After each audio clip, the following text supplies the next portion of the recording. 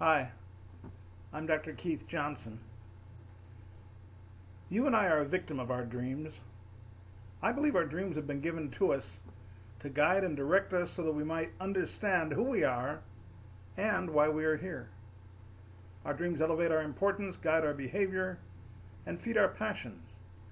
It's not difficult to believe such a proposition if you examine how complicated and individualistic a creature you are, and that there had to be planning by the Creator to make you and put you together with your heart, your passions, your talents, and your dreams. And which is why no one thinks the same way, no one acts the same way. All of our experience is different.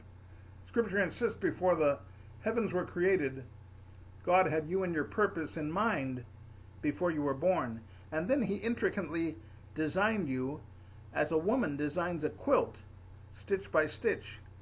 You were formed in your mother's womb for a purpose. And one of the jobs you have in life is to find out what that purpose is. And you can do that through your dreams. You were born with a purpose which is guided by your passion. Purpose is a solution to a problem. A fork is made for the purpose of having an instrument to guide food into your mouth. A car is made for the sole problem of helping you to have adequate transportation. The purpose of a marriage is to put people together, raise a family. Purpose of a job is to have money to live. The purpose of a church is to have a place for worship. You have a purpose. And you'll find that purpose when you discover what problems you were made to solve. Now, in some cases, you've been made to solve many problems.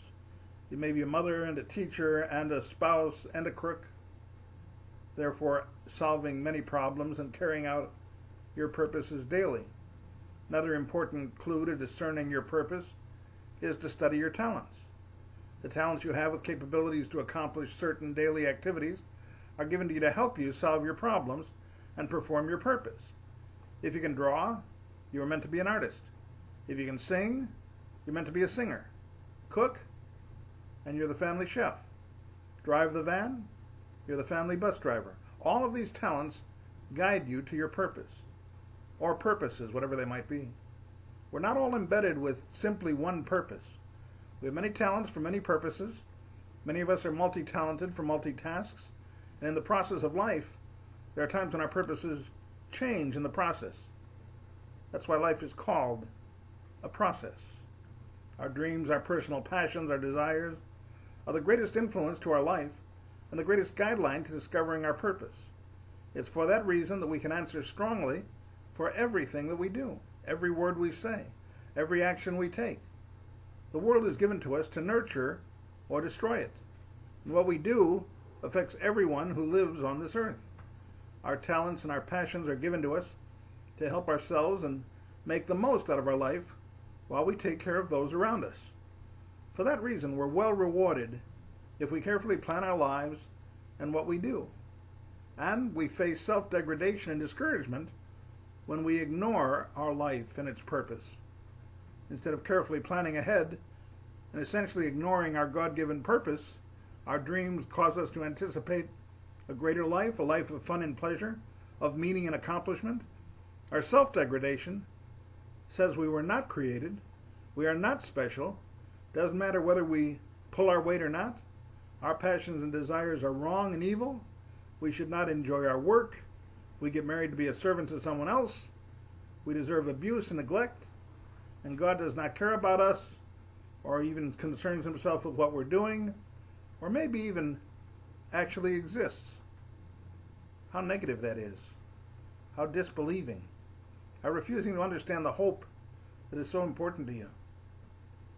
So, how do we avoid the great and influential negativism?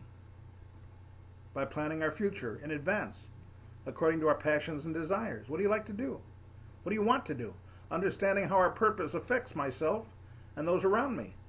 The better defined my goals according to my purpose, the stronger and more influential they are in my life. And the stronger their influence helps myself, my children, my spouse, my friends, my co-workers. Are you making a living or a life? It's one thing to go to a job and make a living. It's another thing to spend your time making a life and earn a fortune. Are you designing your future or just reacting to it? Are you accomplishing things or just letting things happen? Reasons to do things and solve problems come first, and then answers appear. They're not always good answers, and they're not always answers we want. Sometimes they can even be the wrong answers. But they are here to teach us, and we're supposed to pay attention. Ignore the answers, and problems arise again and again until we finally listen and have time to look at the next problem.